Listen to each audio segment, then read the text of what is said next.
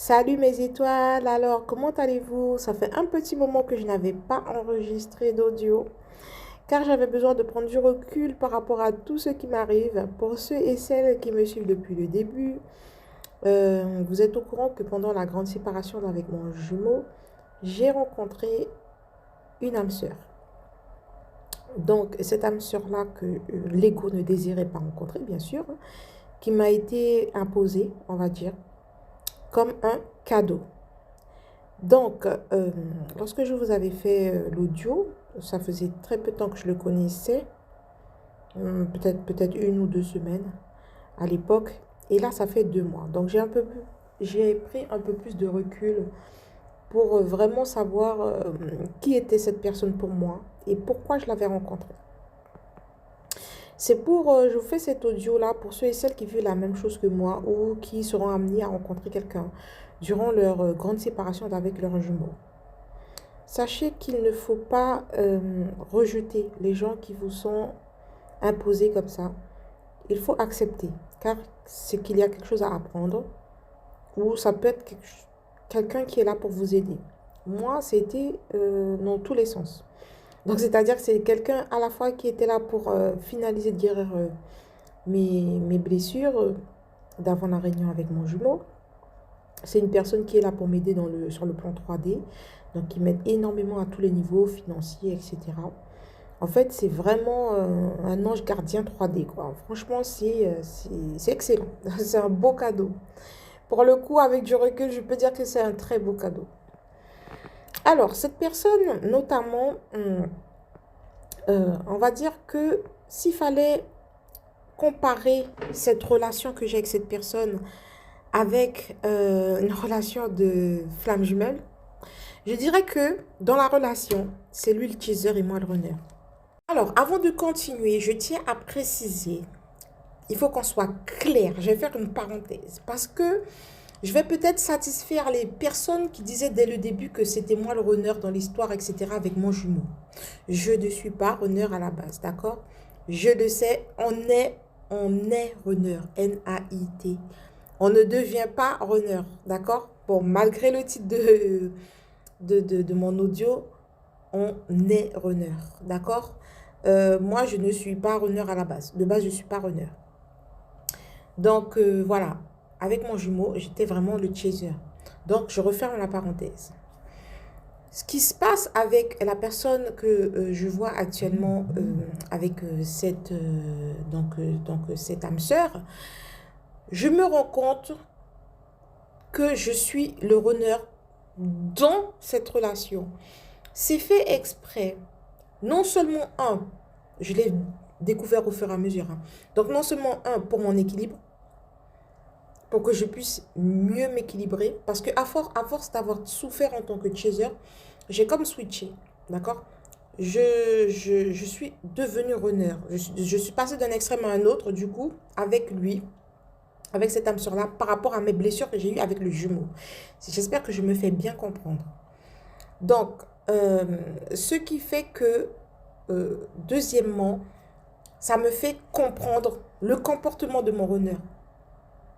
D'accord? Donc, tout ce qui est silence, tout ce qui est, voilà, un peu froideur, si je peux dire ça comme ça, je le suis avec cette âme sœur-là.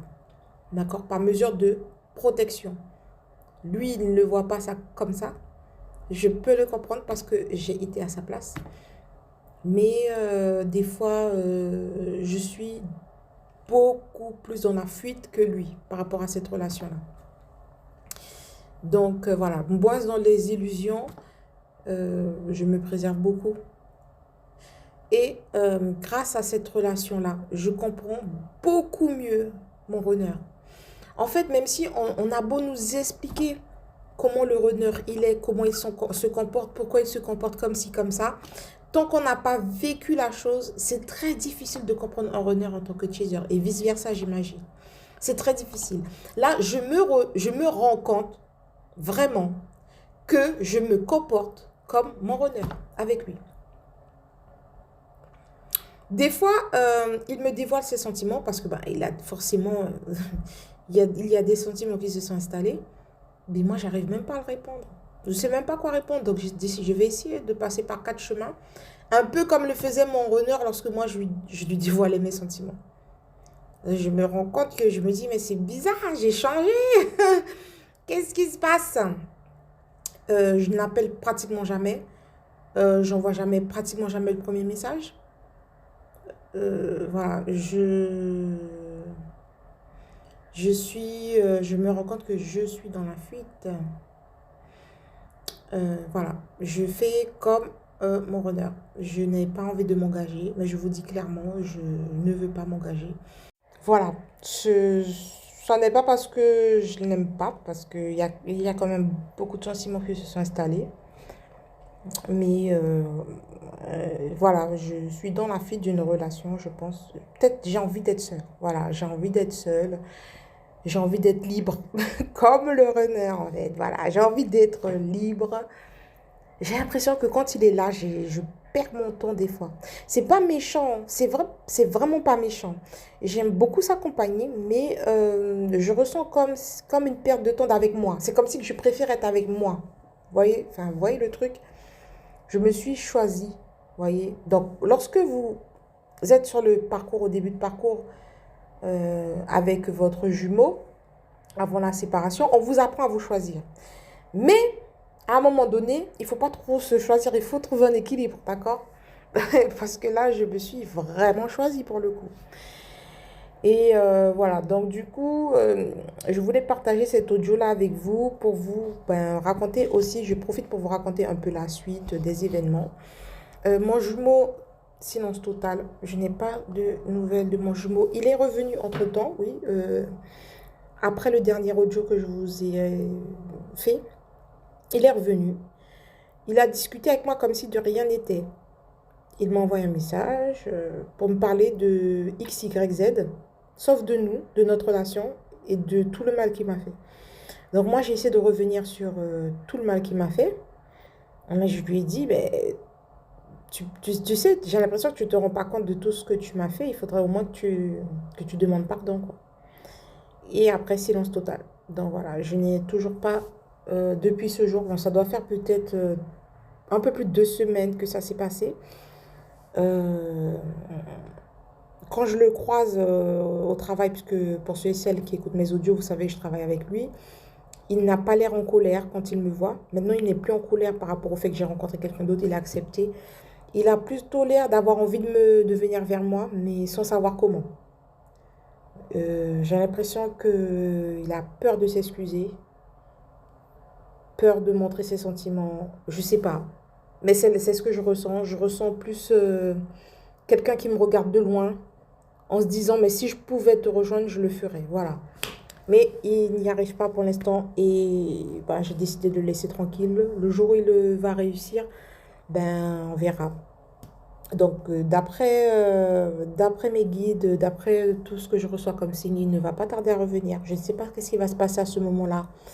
Mais je n'ai clairement pas envie de répondre à mon jumeau. Je suis fatiguée, je vous assure, hein, j'ai vraiment lâché prise. Je suis fatiguée.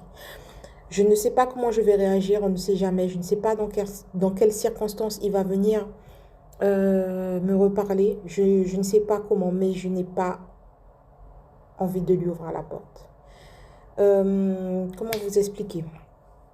Je vais écouter ce qu'il a à me dire. Selon ce qu'il dit, selon si je vois qu'il est toujours dans son ego ou pas, je ne répondrai pas. Je vais arrêter de répondre à mon jumeau clairement parce que je suis clairement fatiguée.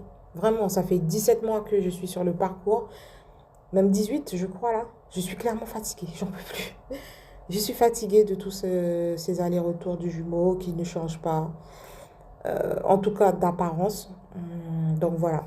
Et ben, s'il retourne et qu'il se passe quelque chose, ça bouge, je referai un audio dans ce cas-là. Pour l'instant, avec mon âme sœur, ça se passe très très bien. C'est une relation que je n'ai jamais connue de toute ma vie. C'est une relation très fluide, pacifique, avec beaucoup de paix, d'harmonie. C'est excellent. Franchement, c'est un cadeau du ciel, clairement. Et tout cela, je l'ai raconté à mon accompagnante de parcours, comme j'en avais parlé dans un de mes audios. Et celle-ci m'a répondu que écoute, Plume, c'est peut-être, tu vis cela aussi peut-être pour voir, pour que tu puisses bien voir ce que tu veux comme relation et ce que tu ne veux pas comme relation. Donc, lorsque ton jumeau, il reviendra, tu sauras ce que tu veux et ce que tu ne veux pas. Donc, voilà. Donc, peut-être qu'elle a raison, je ne sais pas. En tout cas, je le remercie. Je n'avais pas fait les choses comme ça. Elle a peut-être raison. Mais c'est une relation super apaisante. Quand bien même, bon, je ne suis pas tout à fait encore équilibrée. Parce que je suis encore un peu dans la fuite. Mais bon, voilà quoi. Et du coup, j'espère que avec cet audio-là, je vous aurai beaucoup aidé. Je vous laisse mettre en commentaire vos témoignages à vous. Pour voir si peut-être on a vécu un peu la même chose. Et puis voilà, je vous fais des gros bisous et à bientôt pour la suite. Et cette fois-ci, si je reviens vers vous, ce sera la suite avec le jumeau. D'accord? Le retour du jumeau. Et puis, je vais vous raconter comment il a changé, ce qui s'est passé, s'il reviendra ou pas. Donc voilà, bisous, à bientôt.